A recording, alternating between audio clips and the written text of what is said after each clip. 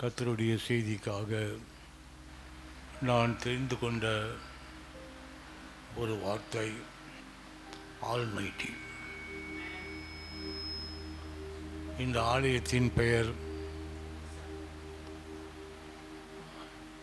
சர்வ வல்லவரின் திருச்சபை. ஆகவே ஆல்மைட்டி என்ற வார்த்தையை வைத்து கடவுளுடைய செய்தியை உங்களோடு பகிர்ந்து கொள்ள விரும்புகிறேன்.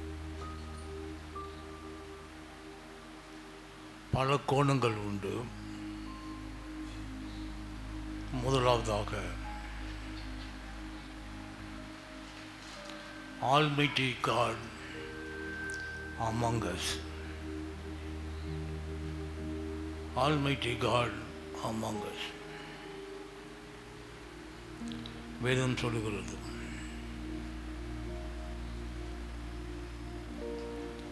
வெளிப்படுத்தின விசேஷம் 2ஆம் அதிகாரம் 1வது வசனம்.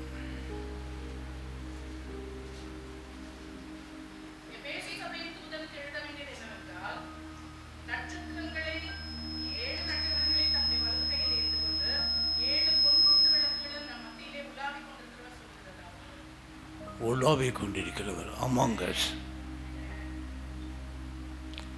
அது மட்டுமல்ல, நட்சத்திரத்தை கையில் வச்சிருக்கின்றார். Because he is almighty. உலாவி கொண்டிருக்கிறவர். அது மட்டுமல்ல, பொன் குத்து விளக்கு. சார் ஒரு புறம், நட்சத்திரம் ஒரு புறம், பொன் குத்து விளக்குகள். அவர் சொல்லுவார், God is among us. Almighty God is among us. நம் மத்தியிலே அவர் உறவாடி கொண்டிருக்கிறார். மறுபடியுமாக மத்தேயு 18ஆம் அதிகாரம் 20வது வசனம்.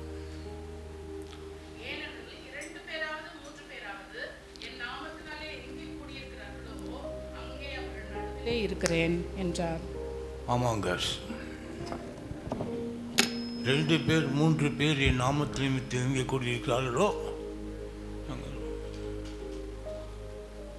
ஆல்மைட்டியால் தான், சர்வ வல்லவரால் தான் எங்கேயுமே 2-3 பேருக்கு இடத்துல இருக்க முடியும். எல்லா இடங்களிலும் இருக்க முடியும். குத்து விளக்குகள் மத்தியில் இருக்க முடியும். அதே நேரத்தில் நட்சத்திரங்களை தாங்கினவராகவும் இருக்க முடியும். 2-3 பேர் என் நாமத்தில் நிமித்தம் கூடியிருந்தார்களோ அவர்கள் மத்தியிலும் இருக்க முடியும். ஆமாங்க, Almighty God among us. Almighty God with us. அடுத்தபடியாக அவர் நம்மோடு இருக்கிறார். அவருடைய கோலும் தடியும் நம்மை தேற்றும். கடவுளுடைய வார்த்தை சொல்கிறது, with us.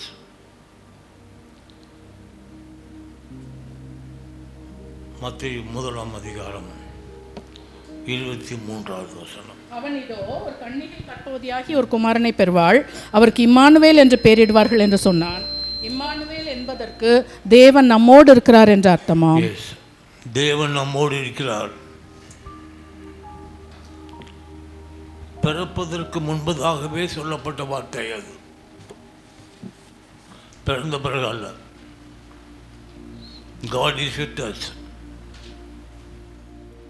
கடவுள் கர்த்தர் நம்மோடு கூட இருக்கிறார். Almighty God among us, with us. Almighty God is in us. அவர் நமக்குள் இருக்கிறார். நம் ஒவ்வொருவருக்குள்ளாகவும் அவர் செயல்படுகிறார். வேதம் சொல்கிறது. 2 கொரிந்தியர் 5ஆம் அதிகாரம் 17வது வசனம். இப்படி இருக்க ஒருவன் கிறிஸ்துவுக்குள் இருந்தால் புது சிருஷ்டியா இருக்கிறான். கிறிஸ்துவுக்குள் Almighty God is in us. நமக்குள்ள அவருக்கு யாருக்குள்ளாக இருக்க அவர் நமக்குள்ளாக இருக்கும் பொழுது நாம் எல்லாருமே புதிய சிருஷ்டியாக இருக்கிறோம். பழையவைகள் ஒளிந்து போன புதியவைகள் புதிய புதிய புதிய இன்னஸ் with us, among us. கலாத்தியர் 2:20.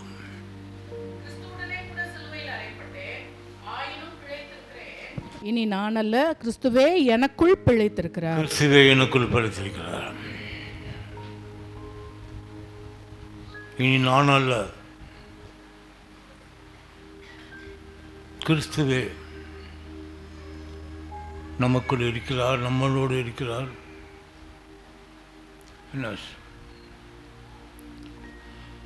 God, Almighty God is for us. ரோமர் 8:31. இவைகளை குறித்து நாம் என்ன சொல்வோம்? தேவன் நம்முடைய பட்சத்தில் இருந்தால் நமக்கு விரோதமாய் இருப்பவன் யார்? தேவன் நம் பட்சத்தில் இருந்தால் நமக்கு விரோதமாய் இருப்பவன் யார்? God is for us. இந்த Almighty God is for us.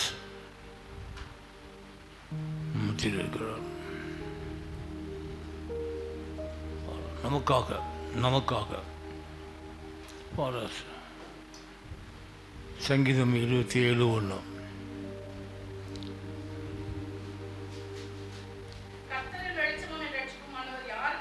நான் யாருக்கு பயப்படுவேன்?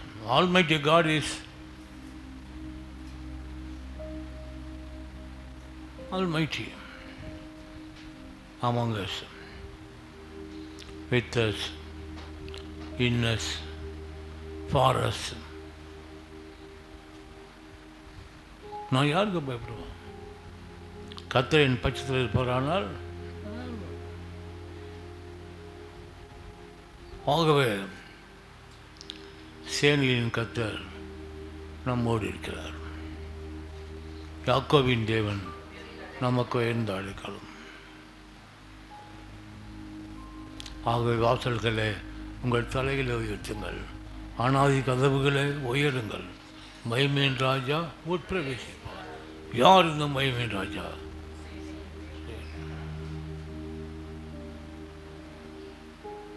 Almighty God is for us. அடுத்தபடியாக Almighty God is upon us.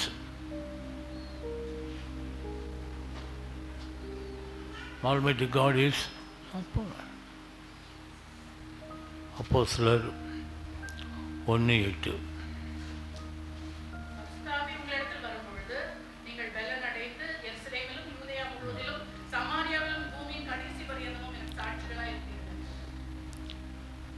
என் மேல் வரும் பொழுது மேல் God is upon us. நம் மேல் வரும் பொழுது Almighty God is upon us. நீங்கள் பலனடைந்து உலகத்தின் கடைசி பரியந்தமும் அட்டமோஸ்ட் பார்ட் ஆஃப் த எர்த் இருக்கும். கடைசி பரியந்தமும் எனக்கு சாட்சிகளாக இருப்பீர்கள். ஆகவே பலன் அடைகிறது மட்டுமல்ல, அப்பான மறுபடியும் கொண்டு சொல்ல விரும்புகிறேன். Almighty God is upon us. Almighty God is before us. Almighty God is behind us. Almighty God is beneath us. Almighty God is beyond us. சொல்லுவோம். அடுத்தபடியாக Almighty God is before us. மீகா தீர்க்கதரிசன புத்தகம் 2ஆம் அதிகாரம் 13வது வசனம். 1075வது பக்கம். வாசலால் உட்பிரவேசித்து கடந்து போவார்கள். அவர்கள் ராஜா அவர்களுக்கு முன்பாக போவார். கர்த்தர் அவர்கள் முன்னணியில் நடந்து போவார். God is before us. அவர் முன்பு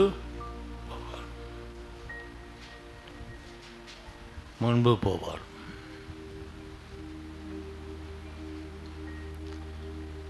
யாத்திராகமம் 14வது அதிகாரம் 13வது வசனம். எல்லாருக்கும் தெரிஞ்ச வசனம்.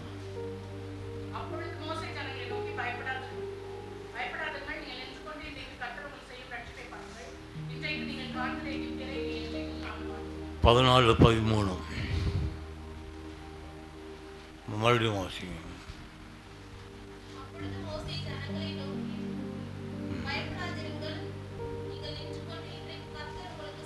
நீங்கள் நின்று கொண்டு இன்று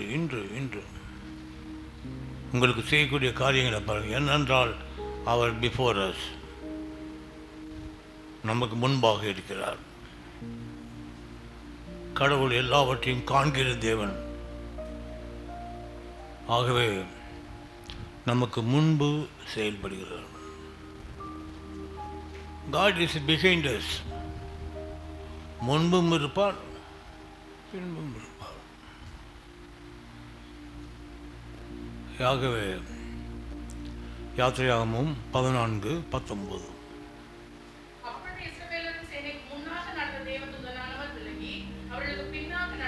முன்னால் போனவர்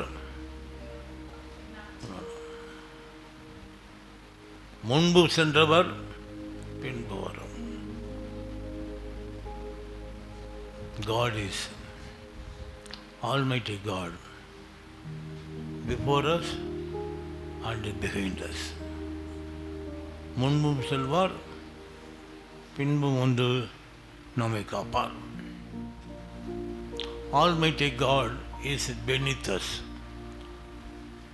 கடவுள் நம்மை தாங்குவார்.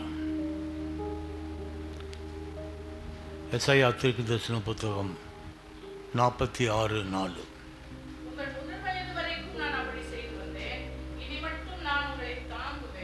நான் அப்படி செய்து வந்தேன், இனிமேலும் உங்களை ஏந்துவேன், நான் சுமப்பேன், தப்புவிப்பேன். ஏந்துவேன், சுமப்பேன். Because He is Almighty. அவர் சர்வ வல்லவராக இருப்பதனால வேதம் சொல்கிறது திட்டவட்டமாகவே நான் உன்னை தாங்குவேன், நான் உன்னை தாங்குவேன். எந்த சூழ்நிலையிலும் எந்த வேளையிலும் நான் உன்னை சுமப்பேன். நான் உன்னை கல்வரையிலிருந்து கல்லறை வரைக்கும் நான் உன்னை என்ன செய்வேன்? சுமப்பேன், ஏந்துவேன். பெரிய காரியங்களை செய்ய கர்த்தர் வல்லமை உள்ளவராக இருக்கிறார். Therefore Almighty beneath us. அதுக்கு அடுத்தபடியாக Almighty God, சர்வ வல்லமையுள்ள தேவன், beyond us, அப்பால் உள்ளவர். ஏனென்றால் 1 தீமோத்தேயு 6:15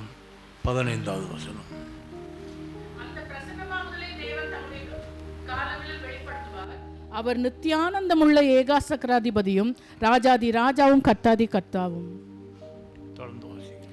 ஒருவராய் சாவாமை உள்ளவரும் சேரக்கூடாத ஒளியில் வாசம் பண்ணுகிறவரும் மனுஷரில் ஒருவரும் கண்டிராதவரும் காணக்கூடாதவருமாய் இருக்கிறவர். அவர் ஒருவரும் சேரக்கூடாத,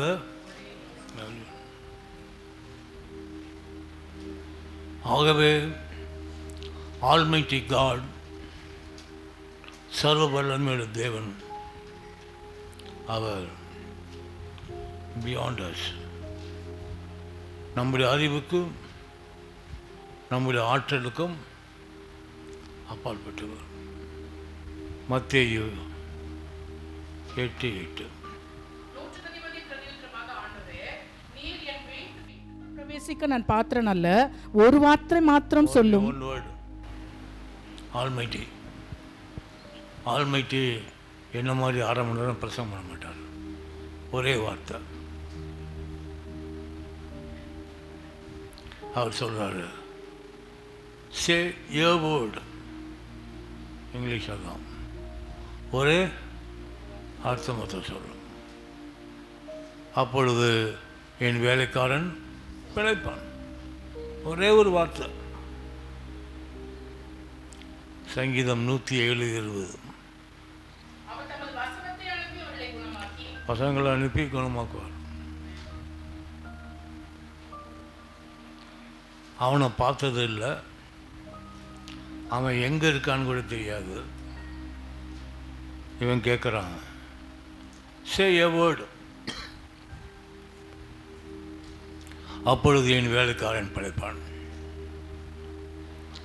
ஆல்மைட்டி காட் பியாண்ட் அஸ், அப்பால் இருக்கிறார், எல்லாவற்றையும் செய்வார். அவரால் செய்ய முடியாத காரியம் ஒன்றும் இல்லை. பியாண்டும். உதாரணமாக ஒன்றை சொல்ல விரும்புகிறேன். மார்க் 5ஆம் அதிகாரம் 25வது வசனம்.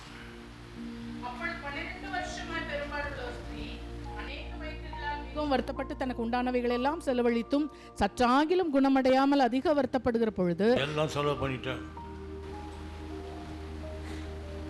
ஒன்றும் முடியல. ஒரு முடிவு எடுத்தா, ஒன்றும் இல்லை.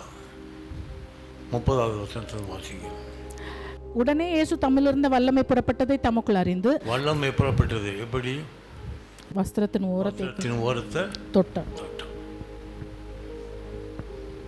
வஸ்திரத்தின் ஓரத்தை தொட்டது நிமித்தமாக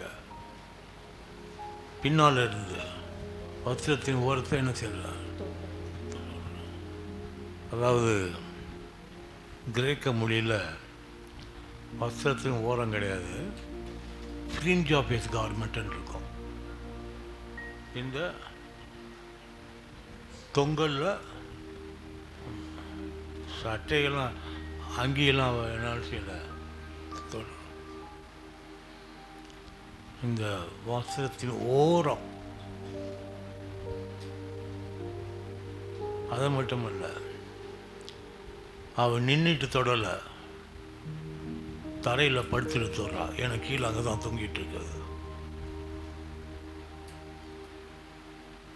அந்த ஃப்ரிஞ்ச் ஆஃப் ஹிஸ் கார்மெண்ட் இதுதான். இதை தொட்டா கத்த சொல்றாரு, வல்லமை புறப்பட்டது.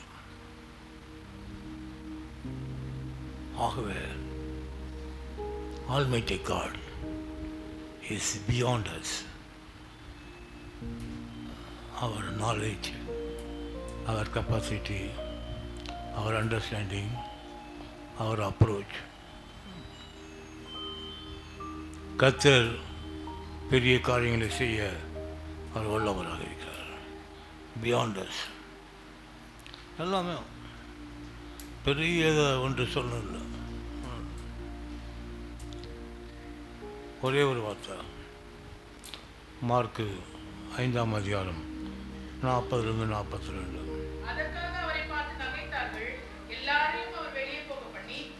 தகப்பனையும் தாயும் தம்முடைய வந்தவர்களையும் அழைத்து கொண்டு பிள்ளை இருந்த இடத்தில் பிரவேசித்து பிள்ளையின் கையை பிடித்து தலித்தா கூமி என்றார். அதற்கு சிறுபெண்ணை எழுந்து என்று உனக்கு சொல்கிறேன் என்று அர்த்தமாம். உடனே சிறுபெண் எழுந்து நடந்தாள். அவ்வளோதான். தலித்தா கூமின்னு சொன்னார். ஏனென்றால் பியாண்ட் அஸ். மற்றவங்க எல்லாரும் சிரிக்கிறான். இவர் என்ன செத்து போயிட்டு 3 காரியங்கள் இருக்கு. ஒன்று, வீட்டில் உயிர்த்தெழுதல். இன்னொன்று ரோட்டில் உயிர்த்தெழுதல். இன்னொன்று சுடுகாட்டில் உயிர்த்தெழுதல். இந்த 3 இருக்கும். வீட்டில் தலித்தா கூமி, லூக்கா 7ஆம் அதிகாரம் 13.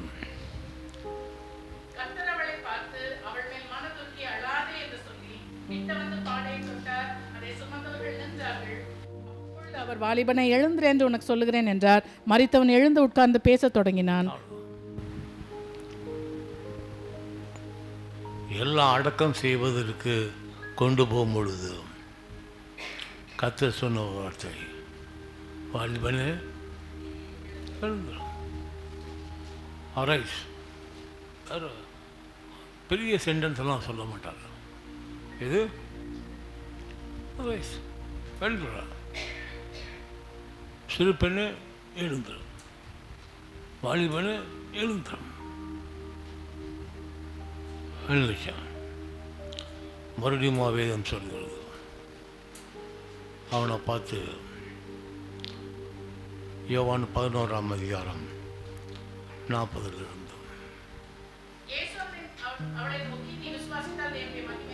என்றார். என்று உனக்கு சொல்கிறேன் சொல்லவில்லையா என்றார். அப்பொழுது மரித்தவன் வைக்கப்பட்ட இடத்திலிருந்து கல்லை எடுத்து போட்டார்கள். இயேசு தம்முடைய கண்களை ஏறெடுத்து, பிதாவே, நீர் எனக்கு செவி கொடுத்தபடினால் உம்மை ஸ்தோத்திரிக்கிறேன். நீர் எப்பொழுதும் எனக்கு செவி கொடுக்கிறீர் என்று நான் அறிந்திருக்கிறேன். ஆனாலும் நீர் என்னை அனுப்பினதை சூழ்ந்து நிற்கும் இந்த ஜனங்கள் விசுவாசிக்கும்படியாக அவர்கள் நிமித்தம் இதை சொன்னேன் என்றார். இவைகளை அவர் சொன்ன பின்பு, லாசருவே, வெளியே வா என்று உரத்த சத்தமாய் கூப்பிட்டார். அப்பொழுது மரித்தவன் வெளியே வந்தான். லாசருவே, என்ன செய்ய? ஒரே வார்த்தை தான், வாலிபனே எழுந்துரு, சிறு பெண்ணே எழுந்துரு. இவனை பார்த்து சொல்றாரு, லாசருவே மருத்துவன் எழுந்தான், உட்கார்ந்தான், பேசினான். Beyond us. இது நம்முடைய அறிவுக்கும் நம்மளுடைய காரியங்களுக்கும் இது அப்பாற்பட்டது. ஏனென்றால் தடைகளை நீக்கி போடுகிறவர் கர்த்தர்.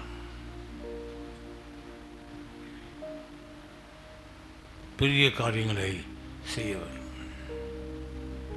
அவர் சொல்றார், ஆல்மைட்டி காட், சர்வ வல்லமையுள்ள தேவன், அவர் பியாண்ட் அஸ், நம்முடைய அறிவுக்கும் நம்முடைய ஆற்றலுக்கும் அப்பாற்பட்டவர். 5 நேற்று நாளில் கேட்டேன், 5 அப்போ 2 மீனை வைத்து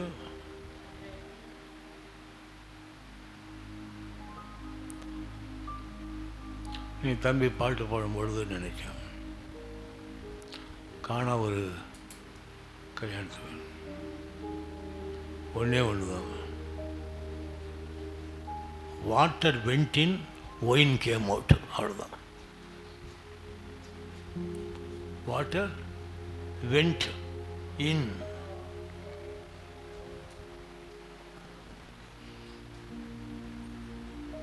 water went in, wine came out. தண்ணி உள்ளே வந்துச்சு, வெளியில் போக முடியும்னு அவ இருக்குது.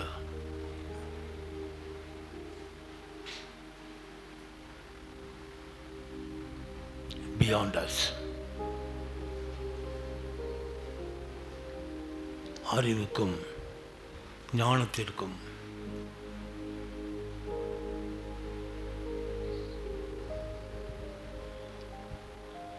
எல்லாவற்றையும் காண்கிற தேவன். ஆகவே அவர் பியாண்ட் அஸ். எல்லாவற்றையும் நம்முடைய அவருடைய ஆற்றல், அவருடைய செயல்கள். 139ஆம் சங்கீதம் 3ஆம் 4ஆம் வசனம்.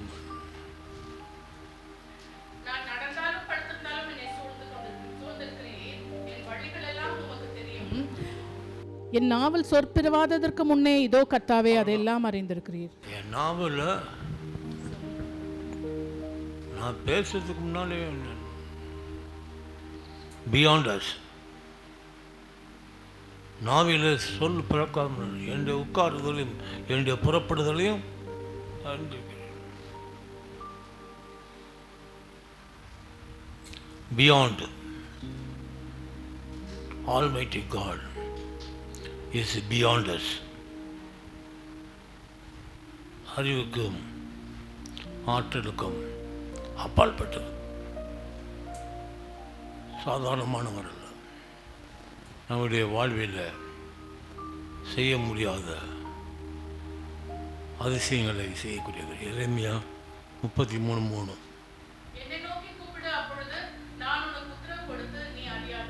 உனக்கு எட்டாததுமான பெரிய காரியங்களை உனக்கு அறிவிப்பேன். நீ அறியாததும் எட்டாதமான பியாண்ட் என்னை நோக்கி கூப்பிடும். என்னை நோக்கி நீ கூப்பிடும். நானும் இன்னைக்கு நம்ம வீட்டில் ஜபத்தின் ஆவி இருக்கணும். கடவுளை நோக்கி பார்க்க வேண்டியதாக இருக்க வேண்டும். கடவுளை தேடக்கூடியவர்களாக இருக்க வேண்டும்.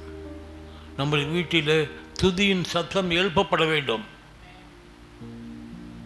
என்னை நோக்கி கூப்பிட்டாதான் உனக்கு அறியாததும் எட்டாததுமான பெரிய காரியங்களை உனக்கு அறிவிப்பேன். முதல்ல ஏன் பங்கு நான் என்ன செய்யணும்? கூப்பிடணும். ஏசாயா 58:1. சத்தமிட்டு கூப்பிடு. சத்தம் விட்டு கூப்பிடும். அடக்கிக் கொள்ளாத. கூப்பிடணும். நான் தேவனை நோக்கி கூப்பிடுகிறோம். 145 சங்கீதம் 18வது வசனம்.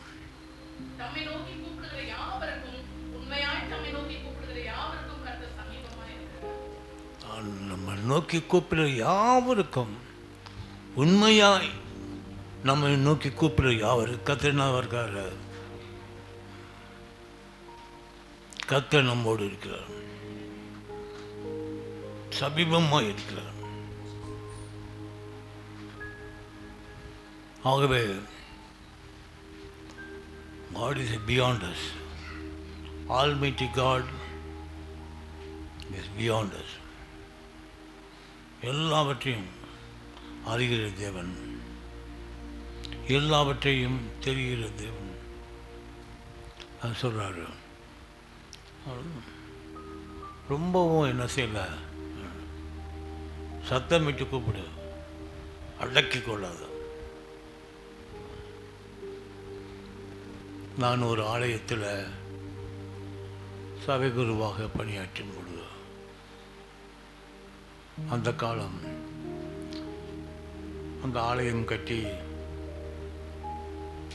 ஒரு 150 ஆண்டுகளுக்கு மேலே இருக்கும். சர்ச்சில் அங்கு கிட்டத்தட்ட எனக்கு தெரியல கரெக்டாக ஒரு 1500 குடும்பம் இருக்கும். 8:30 மணிக்கெலாம் இடம் இருக்காது. சீட்டு பிடிப்பாங்க அது உட்கார்றதுக்கு. அந்த கோயிலில் பெரிய பெல் இருக்கு. அந்த பெல்லில் பெரிய மணி கூண்டில் மணி தொங்குது. அதை போய் பார்த்தேன். அதில் ஒரு வசனம் எழுதியிருந்தது. அந்த பெல்லிட்ட சத்தமிட்டு கூப்பிடு, அழைக்கி கொண்டாத. சத்தமிட்டு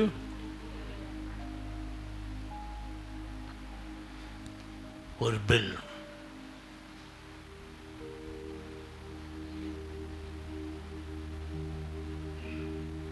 அந்த பெல்லாம் நம்மளால் தூக்கலாம் பண்ண முடியாது. கிரெயின் வச்சு தூக்கணும். அது கோபுரம் வராது. ஆகவே இந்த பெல் இன்னும் 150 ஆண்டுகளுக்கு மேலே சத்தமிட்டு கூப்பிட்டு கொண்டே இருக்கு. அழைத்து கொள்ளாது. ஆகவே பியாண்ட் அஸ், நம்முடைய அறிவுக்கும் ஆற்றலுக்கும் அப்பாற்பட்டவர் கர்த்தர் நம்மை கூப்பிட்டு கொண்டே இருக்கிறார். நீ கூப்பிடும். அவர் செவியை சாய்த்து உன் சத்தத்தை கேட்க அவர் காத்து கொண்டு இருக்கிறார். ஆகவே நம்முடைய வீடுகளில் ஜெபத்தின் ஆவி, துதியின் சத்தம் எழுப்பப்பட வேண்டும். எழுப்பப்படும் பொழுதுதான் அந்த வீட்டில் சுகமும் சமாதானமும் நிலவி இருக்கும். நீ காலையில் நினைத்து பார்ப்போம், நம்ம வீட்டில் இன்றைக்கி ஜெபம் பண்ணோமா, இன்றைக்கி பாட்டு பாடினோமா, நீ சிந்தித்தோமா? இல்லாவிட்டால் நாளை தினத்திலிருந்து நாம் கர்த்தரை நோக்கி பார்க்க வேண்டும். எல்லாவற்றையும் நடத்தக்கூடிய தேவன் நம்மோடு இருக்கிறார். அடுத்தபடியாக Almighty God towards us. அவர் வரார். உதாரணமாக வேதம் சொல்கிறது, அவர் வெளிப்படுத்தின விசேஷம் 22ஆம் அதிகாரம் 20வது வசனம்.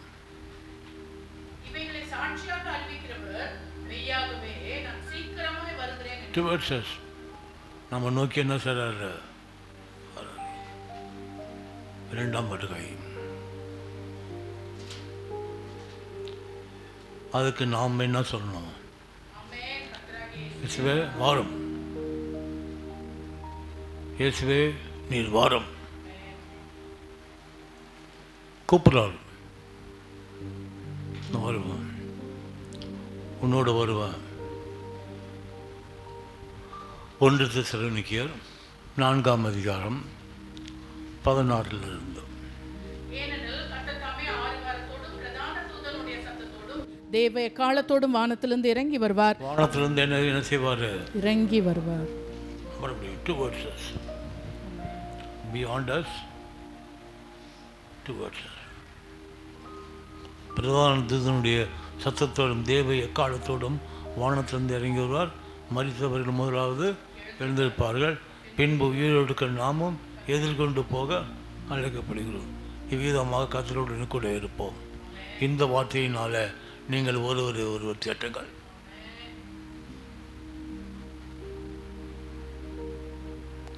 என்ற 13வது வசனத்தில் வந்து, அன்றியும் சகோதரரே, நீங்கள் நித்திரை அடைந்த நிமித்தம் நீங்கள் துக்கித்து அறிவில்லாத இருக்க எனக்கு மனதில்லை. இயேசுவானவர் மரித்த பின்பு உயிரோடு இருந்தார் என்று.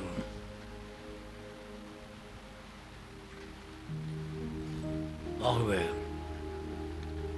நம்மை நோக்கி வருகிறார். ஆம், சீக்கிரம் வாரம் மாரநாதா. ஆம், சீக்கிரம் வாரம். டுவர்ட்ஸ் அஸ், நம்மை தேடி நாடி வருகிறார். அதோ சீக்கிரம் வருகிறேன். நமக்கு ஆறுதலையும் தேர்தலையும் அளிக்கிறார். நம்முடைய ஏனென்றால் வாழ்க்கையில் நமக்கு மத்தேயு 25:31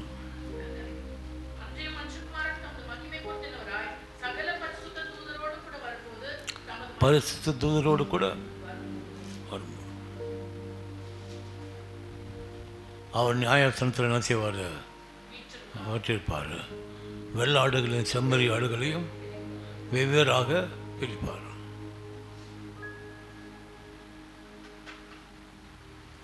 ஆசீர்வதிக்கப்பட்டவர்களே, சபிக்கப்பட்டவர்களே, ரெண்டும் இருக்கும். நான் ஆசீர்வாதமாக இருக்கிறேனா அல்லது சபிக்கப்பட்ட நிலையில் இருக்கிறேனா? அவர் வருகிறார். இதோ கர்த்தர் வருகிறார். நம்முடைய அறிவுக்கும் ஞானத்திற்கும் அப்பாற்பட்ட கர்த்தர் நம்மை தேடி நாடி ஓடி வருகிறார். நான் சொல்கிறேன், அப்போஸ்தலர் 1ஆம் அதிகாரம் 9 முதல் 11.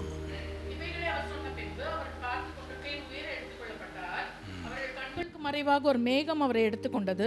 அவர் போகிற போது அவர்கள் வானத்தை அண்ணாந்து பார்த்து கொண்டிருக்கையில், இதோ வெண்மையான வஸ்திரம் தரித்தவர்கள் 2 பேர் அவர்கள் அருகே நின்று, கலிலேயராகிய மனுஷரே, நீங்கள் ஏன் வானத்தை அண்ணாந்து பார்த்து நிற்கிறீர்கள்? உங்களிடத்து நின்று வானத்துக்கு எடுத்துக்கொள்ளப்பட்ட இந்த இயேசுவானவர் எப்படி உங்கள் கண்களுக்கு முன்பாக வானத்துக்கு எழுந்தருளி போனாரோ அப்படியே மறுபடியும் வருவார் என்றார்கள். எப்படி அவர் எழும்பி போனாரோ அப்படியே திரும்ப வருவார். ஏனென்றால் யாருக்குமே அப்படி இருக்க முடியாது. எழும்பி போனவங்க அப்படியே என்ன செய்ய முடியாது, வர முடியாது. வயசாயிரும், நடக்க முடியாது, சிந்திக்க முடியாது. ஆனால் வேதம் சொல்கிறது, எப்படி எழுந்து போனாரோ. ஏனென்றால் எபிரேயர் 13:8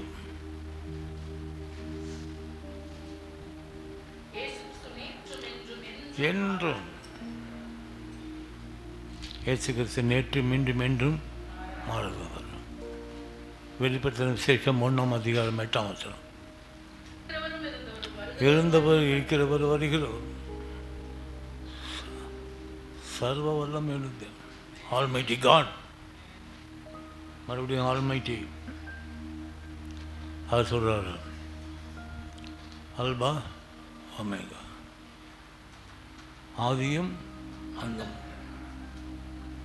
யாராலையும் முடியாது. Because is almighty. யாராலையும் என்ன செய்ய முடியாது. வயசாக ஆக பலன் என்ன செய்யும், கொடுக்கும். சொல்கிறாரு, எப்படி போனாரோ நேற்றும் இன்றும் என்றும் மாறுவார். வெளிப்படுத்தின விசேஷம் 4ஆம் அதிகாரம் 8ஆம் வசனம்.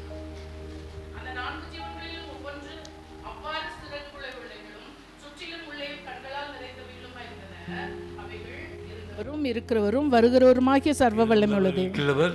வருகிறவரும் சர்வ வல்லமை உள்ள தேவன், ஆதியும் அந்தம் உள்ள தேவன்.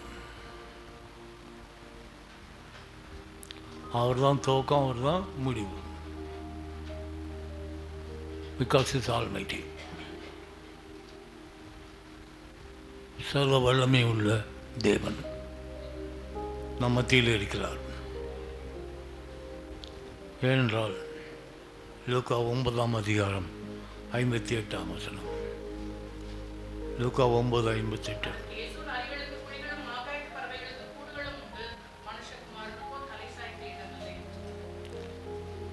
ஒன்றும் கிடையாது. நரிகளுக்கு கூட foxes have holes, birds of the air have nests, but the Son of Man has nowhere to lay his head. மனிதகுமாரன் தலை சாய்க்கவே இடம் இல்லை. ஆனால் இன்று உலகத்தில் யார் ரிச்சஸ்ட்னா ஜீசஸ் தான். அவருக்கு இல்லாத இடமே. எங்கேயாவது ஒரு இடத்துல ஒரு கூட்டம் நடந்துட்டு தான் இருக்கும். எங்கேயாவது ஒரு இடத்துல கர்த்தருடைய சத்தம் கேட்டுட்டு தான் இருக்கும். எங்கேயாவது இந்தியன் எக்கனாமிக் சர்வேயில் அவன் சொல்கிறான், இந்தியாவுக்கு யாருக்கும் முதல்ல சொத்து இருக்குன்னா இந்தியன் ரயில்வேஸ்ன்றான். நெக்ஸ்ட் யாருன்னா கிறிஸ்டியானிட்டின்ட்டான். நெக்ஸ்ட் யாருக்கு? ஏன்னா கன்னியாகுமரியிலிருந்து காஷ்மீர் வரைக்கும் கோயில் இல்லாத ஊரில் சொத்து இல்லாத, அது எந்த denominations not important.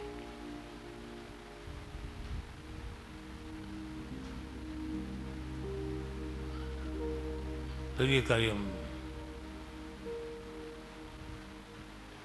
Economic survey சொல்கிறான், Christianity has God a property next to railways. ஆனால் இவருக்கு பேங்க் அக்கௌண்ட்டும் கிடையாது, இவருக்கு ஒன்றும் கிடையாது.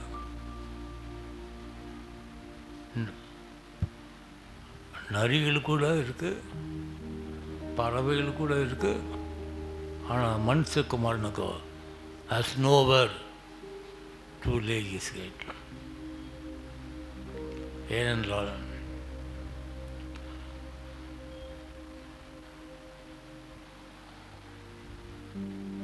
ஒன்று சொல்லி ஐஓபி இருக்குது. ஐஓபின்னு என்ன அர்த்தம்?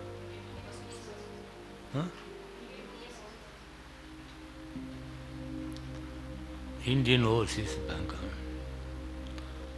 கத்தருடைய பேங்க்கு இந்தியன் ஓவர் ஸ்கைஸ் பேங்க்.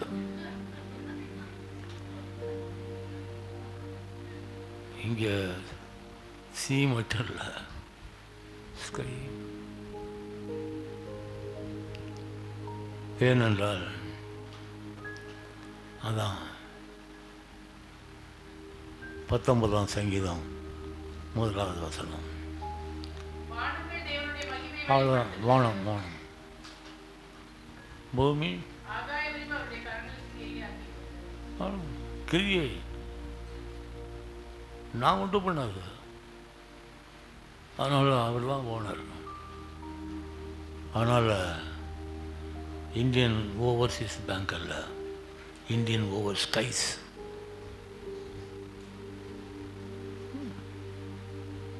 ஆகவே beyond us. God is beyond us. எடுத்து பார்க்கும் பொழுது நம்முடைய அறிவுக்கு அப்பாற்பட்டதாம் எல்லாமே. அதனால் கடவுளுடைய வார்த்தை சொல்லுது, 136ஆம் சங்கீதம் 4வது வசனம்.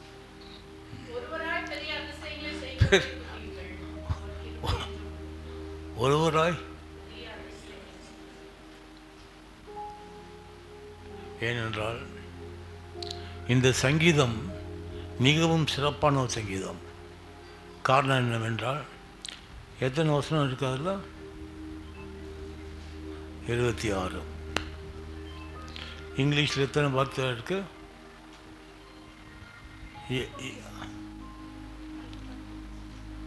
ஆல்பபெட் எத்தனை? 26. இங்கிலீஷு A to Z வந்து 26. இந்த 136ஆம் சங்கீதம் 26 வசனம் இருக்குது.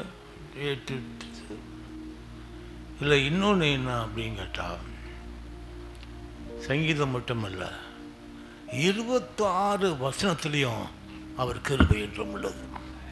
வேதாந்தத்தில் வேறு எங்கேயுமே பார்க்க முடியாதது. அவர் கிருபை 126 வசனங்களிலும் உடனே அவர் கிருபை என்றும் உள்ளது, அவர் கிருபை என்றும் உள்ளது, அவர் கிருபை என்றும் உள்ளது. தாழ்வில்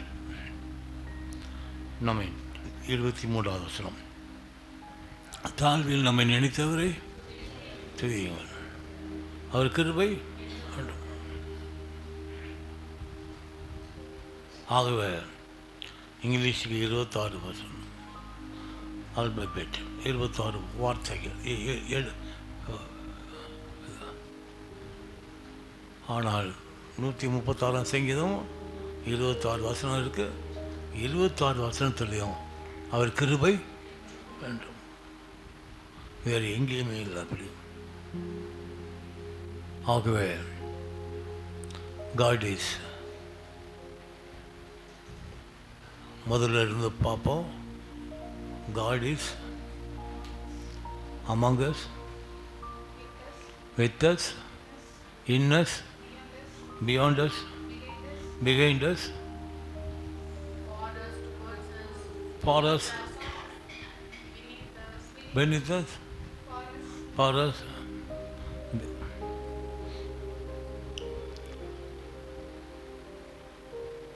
ஆகவே because he is almighty, அவர் சர்வ வல்லமை உள்ள தேவன். இன்னொன்று, எக்கனாமிக் சர்வேயில், இந்தியன் எக்கனாமிக் சர்வேயில் நெக்ஸ்ட்டு என்னன்னா லேபர்ஸில் இந்தியாவில் கிறிஸ்தவத்துக்காக தான் இன்ஸ்டியூஷன், காலேஜஸ், ஹாஸ்பிட்டல்ஸ், மறுபடியும் ஸ்கூல்ஸ், மறுபடியும் பணியாற்றுகிற ஆஃபீஸில் இருக்குது. இதை பார்க்கும்பொழுது அதிகமான லேபர்ஸு ஒன்லி கிறிஸ்டியன்ஸ் தான்.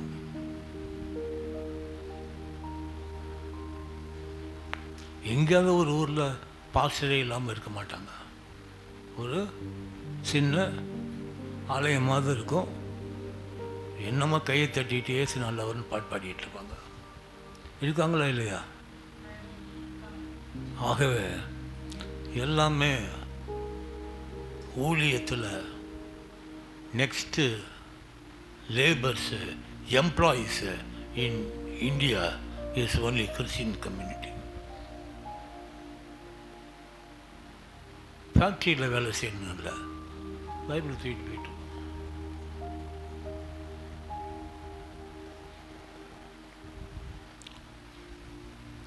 சென்னையிலெல்லாம் பார்த்தா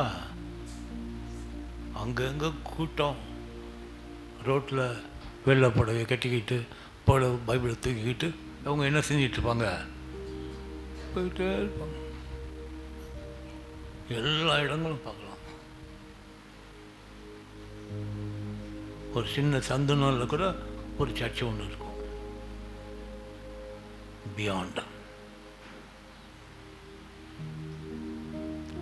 கர்த்தர் ஏண்டால் அவருக்கு இந்தியன் ஸ்கைஸ் பேங்க், ஸ்கைஸ். அதனால் உங்கள் வீடுகளில் ஜபத்தின் ஆவியும் துதியின் சத்தமும் எழுப்பப்படும் பொழுது கர்த்தர் உங்களை அற்புதமாகவே, கர்த்தர் உங்களை ஆச்சரியமாகவே, அறிவு கேட்டாத அளவில் உங்களை ஆசீர்வதிக்க வல்லவராக இருக்கிறார். அவருடைய சத்தத்திற்கும் சித்தத்திற்கும் செவி கொடுக்கிறவர்களாக வாழ கர்த்தர் உங்களுக்கு கிருபையும் தயவும் செய்வாராக. ஆமேன். இந்த வாய்ப்பை தந்ததற்காக உங்கள் அனைவருக்கும் நன்றி செலுத்துகிறேன். கர்த்தருடைய சமாதானம் உங்கள் ஒவ்வொருவரோடும் இன்றும் என்றும் இருப்பதாக. ஆமேன்.